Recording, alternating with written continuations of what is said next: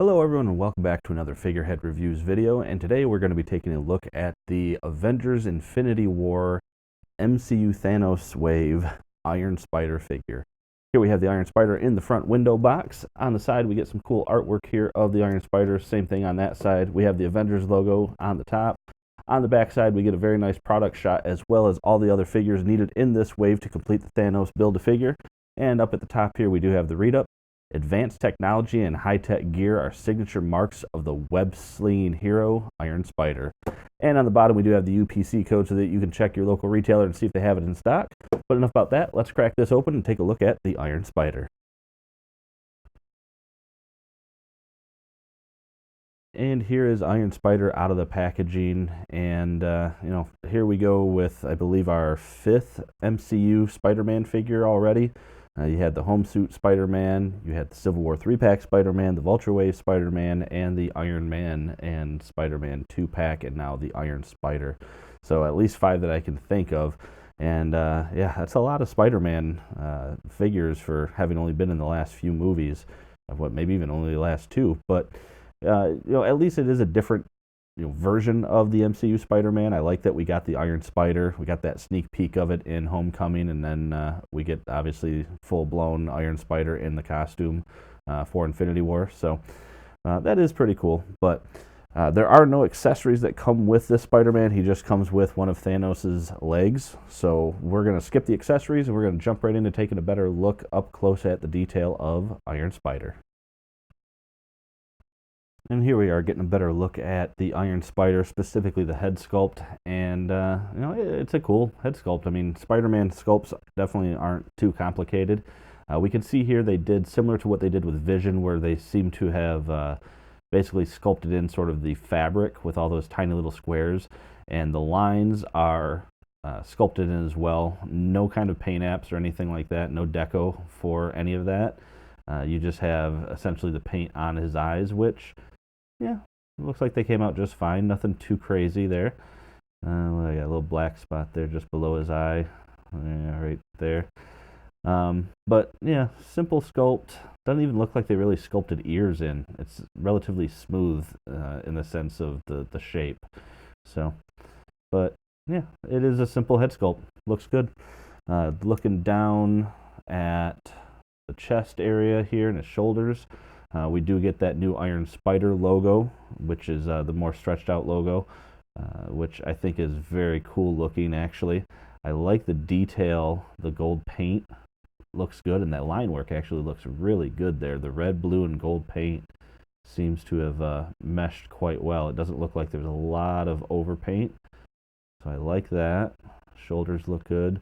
The back, we get that spread out logo as well. When I say spread out, I just mean it's not like the small one like what we found on some of the previous versions. We get, the encompassing almost the entire back and his entire chest again, as opposed to just the little logo that we had with the other MCU versions. Continuing down, so we see that sort of fabric sculpt work all the way down, those squares. And again, that line work looking really good. His belt is sculpted in. Again, looks really good. And he does only come, it's kind of a bummer, he does only come with the whipping hands. It doesn't come with any kind of fisted hands, but, they're at least sculpted and they do look good. Looking down at the legs, some line work there. Those lines were painted before. But now it looks like they sculpted it in, so that's pretty cool that we get that sculpted on there, sort of the techno design. And then down to the boots, looks like we got just a little bit where the gold and the red. You get some flashing there around the peg holes, but nothing too bad. And the boot, feet, all came out pretty good. I mean, overall, it looks like they had to do kind of a minimal paint job, but the paint was really well done. I mean, I'm trying to find some line imperfections, and they're very minimal. Like, I think they did a very good job. And remember, again, when we're this close, some of these imperfections can really come through bigger than they are. From a distance, this is a very well painted figure, and even up close, to be honest with you, looking at that back logo, it's hard to find really too many issues. So little bit of an issue right there on the back. It looks like where the red on here, where the red didn't quite go through, but again, not a whole lot of complaints. Some of the sculpt work and the painting does seem to stop, especially like on the shoulder joints there on the butterflies. We don't have that fabric sculpting all the way through, but we do have it there on the front, and we got it there on the back. So yeah, overall, I think they did a very nice job with sculpting the paint. And in case you were thinking about using the Tom Holland head sculpt from, I believe it was the 2-pack that this came in, bad news. The pegs are slightly bigger on the Iron Spider than it is on that Tom Holland sculpt. What ends up happening is it just sits on there. You can't get it down. So, he's got a really long neck and it stinks. And even looking at the heads, you can kind of see that this one has the bigger opening there for that ball joint than the Tom Holland head. So that is a real bummer. I would have really liked to be able to have put that on there. Then also for comparison, I took the fist off of him and to see what a fisted hand looks like. And because we get with every of those other figures that I mentioned, they do add paint detail on the line work. So it's not terrible, and from a distance it's probably not even noticeable, but it doesn't match up perfectly. So it's almost like they engineered the Iron Spider to not have accessories that can work with it. That's kind of a bummer. And checking out his scale, they scaled this to a teenager.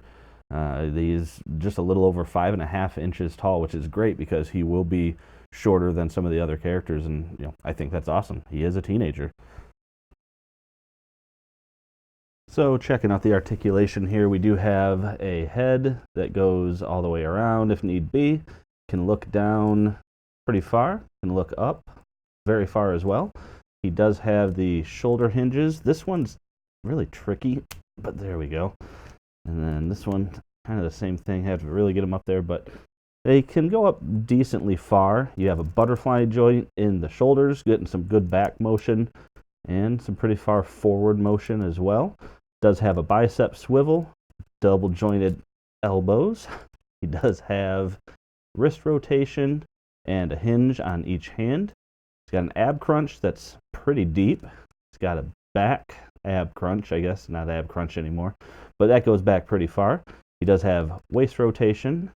Legs can spread out about that far, and kick forward that far, backwards, that far. Does have an upper thigh cut right there, double jointed knees, no boot rotation. He does have up and down on the ankle as well as plenty of ankle pivot. And here we have the Iron Spider next to all the other MCU versions of Spider-Man that have been released so far. We have the homemade suit from the Vulture Wave. We have the original 3-pack, Civil War 3-pack Spider-Man with the other Vulture Wave Spider-Man in his regular suit. Then we have the 2-pack with Iron Man with the Tom Holland head sculpt, which actually I believe came with this figure. And then, of course, at the end, we do have the Iron Spider. And here's the Iron Spider standing next to the other figure from this wave I've reviewed so far, Taskmaster. And you can definitely see the height difference there with Taskmaster coming in a little over 6 inches and Spider-Man again coming in just a little bit under 6 inches.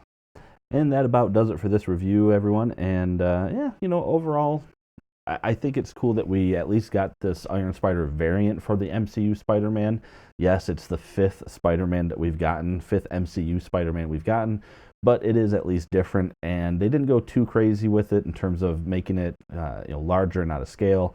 They used similar body style to the previous one, so he still does feel like he is a teenager hero. I wish we would have gotten some more accessories, some fists. I wish that the ball joint on the neck literally was just the same size, so if we wanted to have the Tom Holland head sculpt, we could. But, aside from that, the figure itself isn't bad. The articulation is well done. The paint is well done. The sculpt is well done. It's just a $20 figure, and all you got is the bath piece and, again, the 5th one of the MCU versions. So, all in all, it's definitely not bad. If you're looking to have an Infinity War setup, then, it's kind of necessary because it is the Iron Spider look. If you're content with just one of the previous versions of the MCU Spider-Man. For any MCU collection, you could probably skip him and maybe try to find the bath leg somewhere else. But overall, it's a good figure. Maybe worth it more on sale, but that's just my opinion. But anyway, guys, that is it for the review. Make sure if you like this video to hit that like button. Leave a comment down below. Let me know what you think of the video. What do you think of my opinion on it? Am I right? Am I wrong? Do you agree with me? Disagree with me? Let me know down below why. Make sure to hit that subscribe button. And other than that, guys, thanks for watching the video, and have a great day.